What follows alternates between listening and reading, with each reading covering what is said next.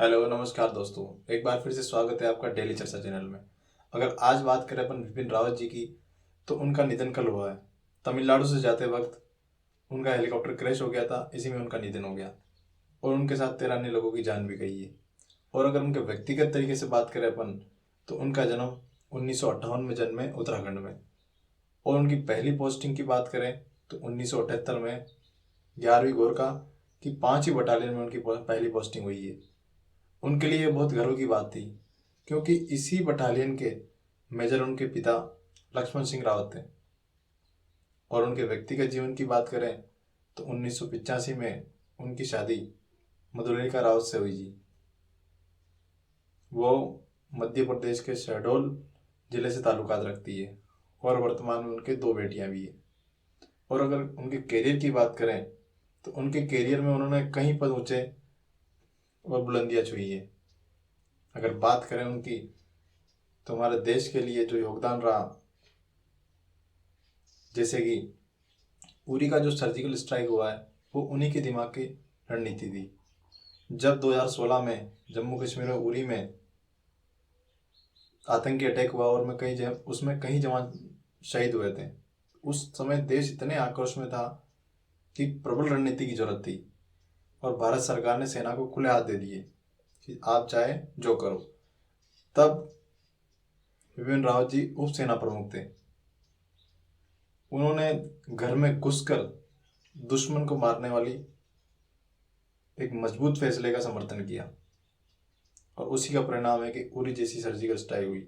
उसके बाद Balakot air strike देख लो, या अगर बात करें अपन मणिपुर की, मणिपुर में जब म्यांमार से आतंकी आकर 18 सैनिक को शहीद कर गए, तब पहली बार किसी देश की सीमा में घुसकर दुश्मनों को नस्ते नाबूद करना ये विपिन रावत जी की दिमाग का परिणाम था। जिस प्रकार महिलाओं में की बात करें अपन, महिलाओं और एनडीए की बात करें अपन, तो महिलाओं का एनडीए में प्रवेश भी विपिन रावत जी की दिमाग की उपज था। और वर्तमान में जो थिएटर कमांड एक बहुत मजबूत आधारशिला मानी जा रही है सेना में, उसका प्रस्ताव भी विपिन रावत जी ने रखा। जिस प्रकार सेना में इन्होंने अनेक काम किए हैं, उसी प्रकार देश में इनके प्रति एक घृणात्मक विचारधारा भी उत्पन्न हुई है, जो कि हमें कल देखने को मिली है। आज चाहे एनडीटीवी की एक खबर देख लो, उसमें बहुत से इमोजी, स्माइली इमोजी आ रहे हैं, हा के आ रहे हैं। ये किसका है? ये क्या है? क्या ये है देश के प्रति कर्तव्य निष्ठा? जो व्यक्ति 43 साल तक देश की सेवा करते हुए अपने प्राण न्यौछावर कर दिए, क्या उनके प्रति ये है अपना योगदान? क्या सैनिकों के बलिदान पर हंसी मनाई जाएगी, खुशी मनाई जाएगी? अगर पहले रिटायर्ड पनक की बात करें अपन, तो ये गृह मंत्रालय के ऑफिशियल स्टेटमेंट से पहले ही आरआईपी कह रहे हैं। क्या ये है आपके सेना के प्रति? आप रिटायर्ड रह चुके हो।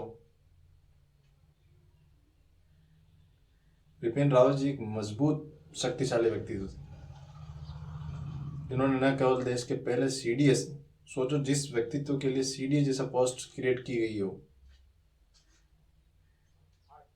वो अपना में एक महत्वपूर्ण व्यक्ति था। हमारी पूरी श्रद्धांजलि है उनके और उनके परिवार के में शहीद हुए मधुलिका रावत जी के लिए, और बाकी जितने भी 13 अन्य सेना के जवान शहीद हुए उनके लिए भी धन्यवाद दोस्तों। पर आपको एक बात सोचना होगा, क्या देश में ऐसी विचारधारा ठीक है? जब इंडिया और पाकिस्तान का मैच होता है तो दिल्ली में पटाखे फूटते हैं। वो कल की घटना में देखे तो बहुत छोटी बात है। किसी की शहादत पे अगर ये कर रहे हो आप, तो ये कहाँ का उचित है? ऐसी विचारधारा हो गई है देश की सैनिकों के प्रति। और रही बात, अगर अपने एक तरह से दूसरे एंगल से देखा जाए, तो MVI जो हेलीकॉप्टर है, रूस से अपन ने खरीदा है। इसमें अत्याधुनिक तकनीक है। अगर ये क्रैश हुआ है तो, और ऊपर से ऐसे कमेंट आ रहे हैं तो ये लगता है कहीं कोई साजिश तो नहीं है। और इतने बड़े व्यक्तित्व की क्षति हुई है देश को। जिस प्रकार का सोशल मीडिया में पूरे देश में शोक की लहर थी, वहीं कुछ नमूने खुशियां मना रहे हैं। अरे हमारी विनती है सरकार से कि इसकी कड़ी से कड़ी जांच करवाए। कहीं कोई क्लू या कोई गड़बड़ तो नहीं है। वैसे अगर इसकी बात करें अपन तो हादसा होने का सवाल नहीं उठता, क्योंकि इसकी चेकिंग 3 स्तर की चेकिंग होती है इसमें। और दूसरे इसके इंजन की बात करें तो हाईटेक इंजन है इसका। और मौसम की बात करें तो ये किसी भी मौसम में उड़ सकता है हेलीकॉप्टर। ऊंचाई की बात करें तो ऊंचाई में उड़ने में सक्षम भी है। अगर उसको हेलीकॉप्टर चलाने वालों की बात करें तो उनको कम से कम 2000 किलोमीटर की उड़ान का अनुभव होना चाहिए, वही इसकी परीक्षा में बैठ सकते हैं। तो अगर कोई खामी नहीं है तो फिर इतना बड़ा हादसा कैसे, और इतने बड़े व्यक्तित्व के लिए, जो हमारे प्रधानमंत्री भी इनमें सफर करते हैं कई बार।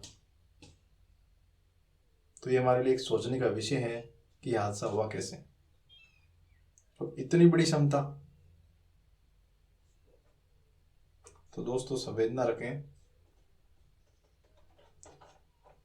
हमारी एक बार फिर से श्रद्धांजलि विपिन रावत जी को, जिन्होंने 43 साल तक देश की सेवा की है और सेवा करते हुए अपने प्राण न्यौछावर किए हैं। सादर नमन है। जय हिंद दोस्तों।